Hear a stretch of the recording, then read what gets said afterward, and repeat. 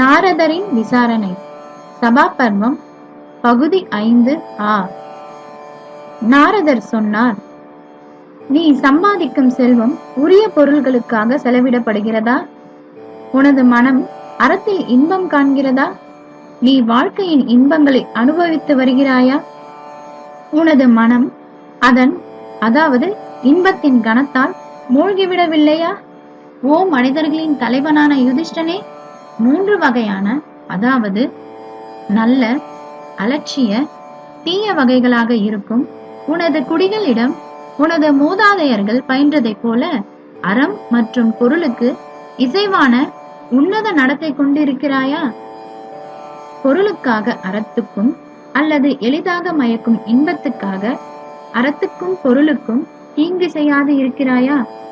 அனைவரின் நலனின் அர்ப்பணிப்புடன் இருக்கும் அறம் சார்ந்த மனிதர்களில் முதன்மையானவனான யுதிஷ்டனே, குறித்த நேரத்தில் அனைத்தையும் செய்ய அறிந்தவனான நீ அறம், பொருள், இன்பம், வீடு ஆகியவற்றுக்கு நீதியுடன் சரியாக நேரத்தை பிரித்து செலவிடுகிறாயா? ஓ பாவமற்றவனே, மன்னர்களின் 6 பண்புக்கூறுகளை கொண்டு, அதாவது பேச்சில் புத்திசாலித்தனம், வழி செய்ய தயாராக இருத்தல், எதிரியை கையாள்வதில் புத்திசாலித்தனத்துடன் இருத்தல், நினைவு திறனுடன் இருத்தல், அறங்களையும் அரசியலையும் அறிந்து வைத்திருத்தல் ஆகியனவற்றை கொண்டு 7 வழிமுறைகளை, அதாவது வேற்றுமை விதைத்தல், தண்டனை அளித்தல், சமரசம், பரிசுகள், மந்திரங்கள், மருத்துவம் மற்றும் மாயம் ஆகியவற்றை கவனிக்கிறாயா? நீ உனது சொந்த பலம் மற்றும் பலவீனங்களை ஆய்வு செய்த பிறகு எதிரிகளின் 14 உடைமைகளான நாடு, கோட்டைகள், ரதங்கள், யானைகள், குதிரைப்படை, காலாட்படை, மாநிலத்தின், அதாவது நாட்டின் முதன்மை அதிகாரிகள், உயர்குடி பெண்களின் அந்தப்புறம், உணவு வழங்கல், இராணுவம் மற்றும் பொருள் வரவுக்கான கணக்கீடுகள், நடைமுறையில் உள்ள சமய கட்டுப்பாடுகள், அதாவது நடைமுறையில் உள்ள மத ஒப்பந்தங்கள், நாட்டின் கணக்கு வழக்குகள், வருவாய், மதுக்கடைகள், ரகசிய எதிரிகள் ஆகியவற்றை பரிசோதிக்கிறாயா? ஓ அறம் சார்ந்த ஏகாதிபதிகளை முதன்மையானவனான யுதிஷ்டா, உனது எதிரிகளுடன் அமைதியை ஏற்படுத்திக் கொண்டு உனது நாட்டிலும் எதிரியின் நாட்டிலும் 8 தொழில்களான விவசாயம், வணிகம், கோட்டை, அணை, யானை பிடித்தல், புதையல் எடுத்தல், தங்கம் வெட்டுதல், காலி இடங்களில் மக்களை குடியேற்றுதல் ஆகியன சரியாக ஆய்வு செய்து கவனிக்கிறாயா? ஓ பாரத குலத்தில் வந்த காளையை, உனது நாட்டின் 7 முக்கிய அதிகாரிகளான கோட்டையின் ஆளுநர், படைகளின் தளபதி, தலைமை நீதிபதி, உள்துறை தளபதி, தலைமை பூசாரி, தலைமை மருத்துவர், தலைமை ஜோதிடர் ஆகியோர் யாரும் உனது எதிரியின் செல்வாக்கின் காரணமாக இறக்கவில்லை என நம்புகிறேன். மேலும் நாட்டின் அந்த 7 முக்கிய அதிகாரிகள் தாங்கள் சம்பாதித்த செல்வத்தால் சோம்பேறிகள் ஆகவில்லை எனவும் நம்புகிறேன். அந்த 7 முக்கிய அதிகாரிகள் அனைவரும் உனக்கு கீழ்ப்படிந்து நடக்கிறார்கள் என்றும் நம்புகிறேன். மாறு வேடத்தில் இருக்கும் உனது நம்பிக்கைக்குரிய ஒற்றர்களோ, நீயோ அல்லது உனது அமைச்சர்களோ உனது ஆலோசனைகளை பகிரங்கப்படுத்துவதில்லை என நான் நம்புகிறேன்.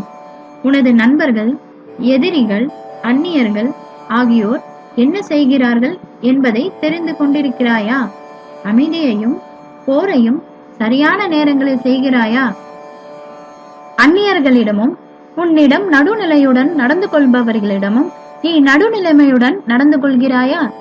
ஓ வீரனான யுதிஷ்டனே, உனது அமைச்சர்களை வயதில் மூத்தவர்களாக, கண்டிக்கும் குணம் கொண்டவர்களாக, எது செய்யப்பட வேண்டும் எது செய்யப்படக்கூடாது என்பதை புரிந்து கொள்பவர்களாக, பிறப்பாலும் இரத்தத்தாலும் சுத்தமானவர்களாக, உன்னிடம் அர்ப்பணிப்பு உள்ளவர்களாக, தகுதியில் உன்னை போலவே இருப்பவர்களை தேர்ந்தெடுத்திருக்கிறாயா?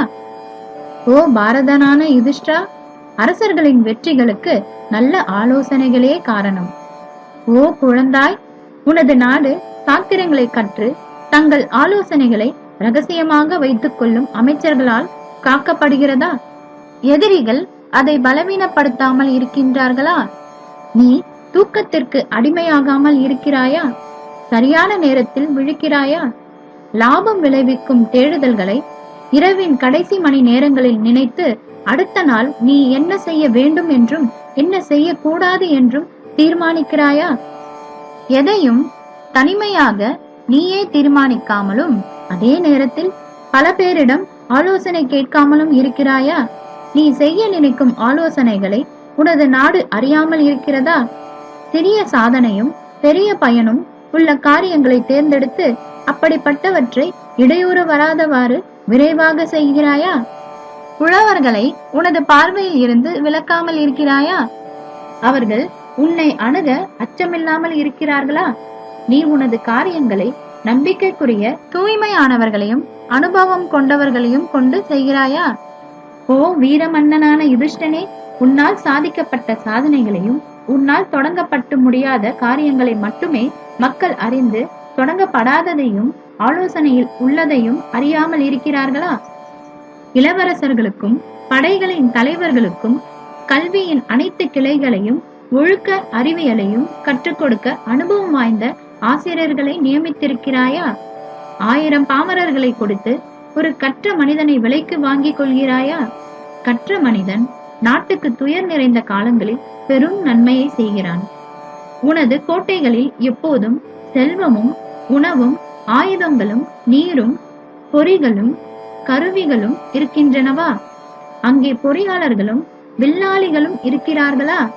புத்திசாலித்தனமும் வீரமும் கொண்ட ஒரே அமைச்சர் கூட தனது ஆசைகளை கட்டுக்குள் வைத்து ஞானமும் நீதியும் கொண்டிருந்தானால் அவனால் ஒரு மன்னனுக்கோ அல்லது மன்னனின் மகனுக்கோ பெரும் வளமையை கொடுக்க முடியும். ஆகையால் நான் உன்னிடம் கேட்கிறேன், உன்னிடம் அப்படிப்பட்ட அமைச்சர் இருக்கிறாரா? 3 உளவாளிகளை கொண்டு உனது எதிரியின் 18 தீர்த்தங்களான அமைச்சன், புரோகிதன், இளவரசன், தளபதி, வாயில் காப்போம், அந்தப்புற அதிகாரி, சிறைச்சாலை அதிகாரி, செல்வங்களை வாங்கி வைப்பவன், செல்வங்களை செலவழிப்பவன், கட்டளையை நிறைவேற்றுபவன், நகர அதிகாரி, காரியங்களை விதிப்பவன், நீதிபதி, சபை தலைவர், தண்டனை அளிப்பவன், தண்டனையை நிறைவேற்றுபவன், எல்லை காவலாளி, காட்டதிகாரி ஆகியோரை குறித்து அனைத்தையும் அறிந்து கொண்டு பிறகு உன்னுடைய 18 தீர்த்தங்களை அமைச்சன், புரோகிதன், இளவரசன் நீங்களாக மற்ற 15 தீர்த்தங்களையும் அறிந்து கொண்ட பிறகு அந்த 3 உளவாளிகளும் தங்களுக்குள் ஒருவரை ஒருவர் அறியாமல் இருக்கின்றனரா? நாரதரின் விசாரணை சபா பர்வம் பகுதி 5 ஈயில் தொடர்கிறது.